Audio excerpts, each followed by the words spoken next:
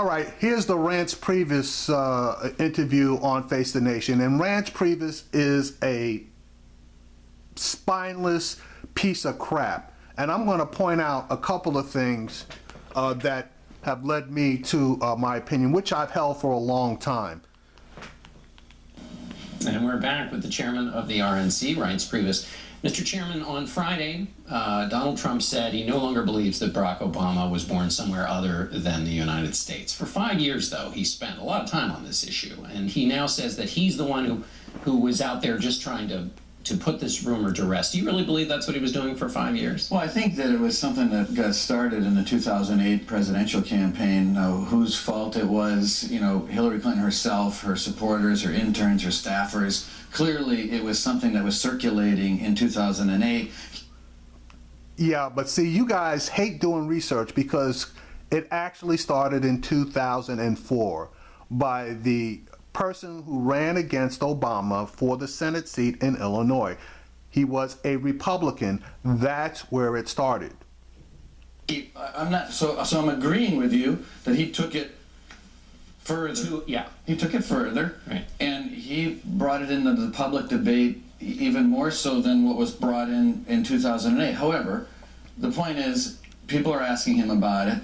People weren't asking him about it for a long time, and he came out and said, listen, I was involved in trying to figure this out as well, and I've determined that the president was born in Hawaii, just like I've said for years. So this is not, like, for me, a mystery. Yeah, but if it wasn't so much a mystery for you, why didn't you address it with Trump and shut him down on it?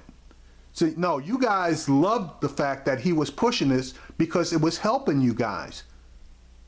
So there's also no evidence that Hillary Clinton herself had anything to do with this. There's some rumors that people on her staff, and there was one person who was caught spreading rumors about Barack Obama. Right, and people are sitting and fired. People get convicted every single day with circumstantial evidence that is enough to tip the scale, and by the preponderance of evidence before us, Hillary Clinton or her campaign were definitely involved.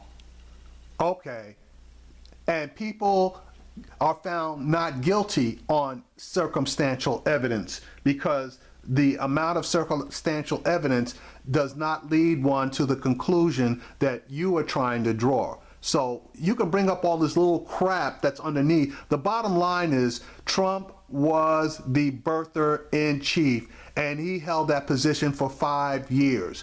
Then all of a sudden, now, because he's running for president and we're in the last like 50 some odd days before the election, he reverses his position.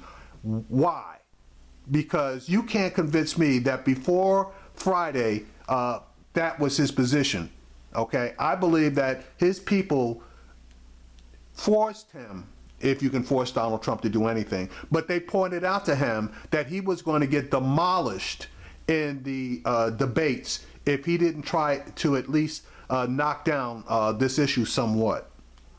In this issue, so we can't keep saying it's not true. That's ridiculous. But I know you didn't, but there's enough media people out there claiming that that's not true, as if it's some fiction. It's not fiction, it's a truth. But when you think about it, may be contributory, but Donald Trump spent the bulk of his time. But he's not denying it. No, I understand that, but I guess my point is But she's denying it, and that's ridiculous. My point, well, her former campaign manager said. All right, so everyone around her is involved, but not her, so therefore well, everyone around her is a little more than the evidence would support. Her campaign deputy manager was apologizing on CNN 3 days ago for it. But she said she fired the one person who brought it up immediately. There's a difference between firing a person immediately.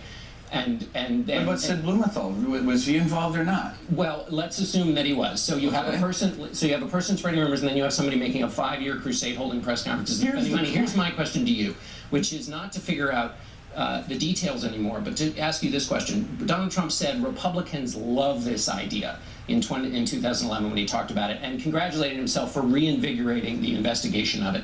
The question is, did the nominee of the Republican Party use this issue as a political issue to rile up Republicans? And is this the kind of thing that gets Republicans excited? The question of whether the president was born in America. That was his assertion. That's my opinion. Yeah. I don't.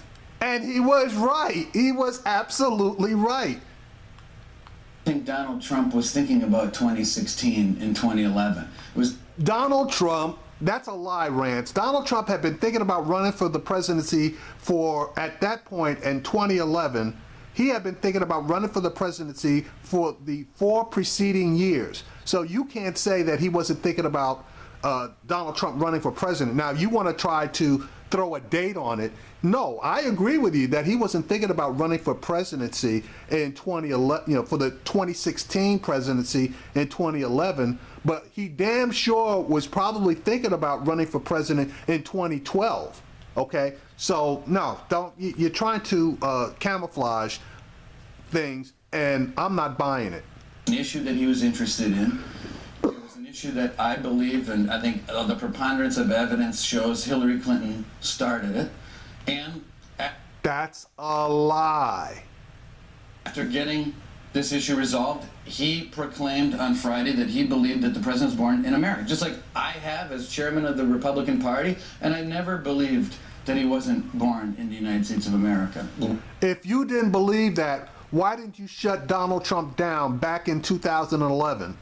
Why didn't you shut him down at the beginning of his campaign? Why didn't you shut him down in December of last year if you didn't believe that?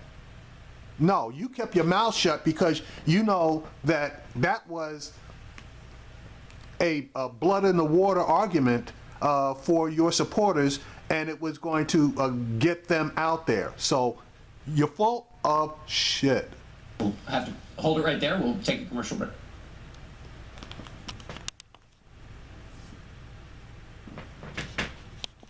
Sorry, folks, they broke it up, so and I'm not going to try to clean it up and make it sync perfectly. Here we go.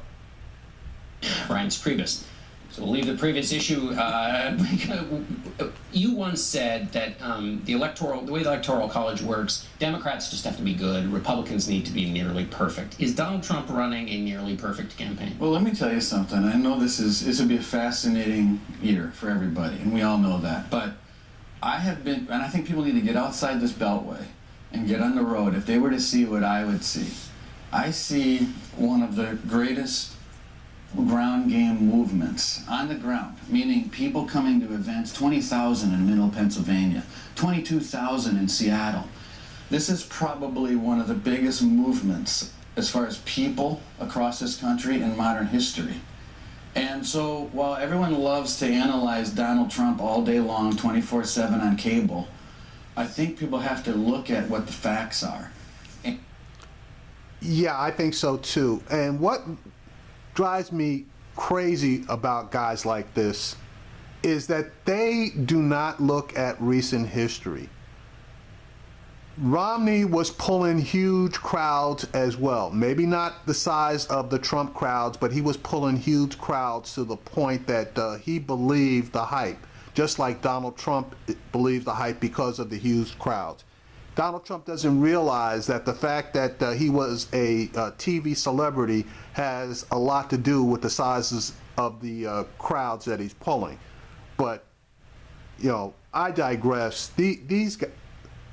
This guy irks me, all right? And he should have never even had the job that he has right now, but that's another whole story. And we're tied today as we sit here 51 days from the election. And we have a candidate that is capturing the electorate, America. It might not be capturing the pundits, but he's capturing America. Is he capturing the reluctant Republicans, some of whom are public officials in the Republican Party, who are either in the never Trump or who are in the barely Trump category? Well, I mean, some of the people who ran for president. I mean, but what you have to look at is where are we at with the voters. And where we're at with the voters is one of the last polls that I just saw, nearly 90% of Republicans. I think Mitt was about 91, 92. We need to do a couple more percentage points better, and we're doing that as we move forward. But look, people who agreed to support the nominee that took part in our process, they used tools from the RNC. They agreed to support the nominee. They took part in our process. We're a private party. We're not a public entity. Mm-hmm. Those people need to get on board. And if they're thinking they're going to run again someday, I think that we're going to evaluate the process of the nomination process, and I don't think it's going to be that easy for them. Okay, so it's party first, not country first. That's basically what he just said. And he was talking about Jeb Bush, he was talking about Ted Cruz, and he was talking about John Kasich as far as they need to get on board. Would the party itself penalize somebody who does not make good on the pledge that they made to support the party? I think these are things that our party is going to look at in the process. And I think that people who gave us their word, used information from the RNC, should be on board. I mean, John you want to take Kasich? part in the process, sure. Governor John Kasich. So if he wants to run again, seems like he might want to, he might be out of luck as far as the RNC goes. Well, look, people are in our party are talking about what we're going to do about this. I mean, there's a ballot access issue in South Carolina. In order to be on the ballot in South Carolina, you actually have to pledge your support to the nominee no matter who that person is. So what's the penalty for that? It's not a threat. It's just a question that we have a process in place. And if a private entity puts forward a process and has agreement with the participants in that process, and those participants don't follow through with the promises that they made in that process, what should a private party do about that if those same people come around in 4 or 8 years? Sounds like Okay. See, he just went to the legalese argument.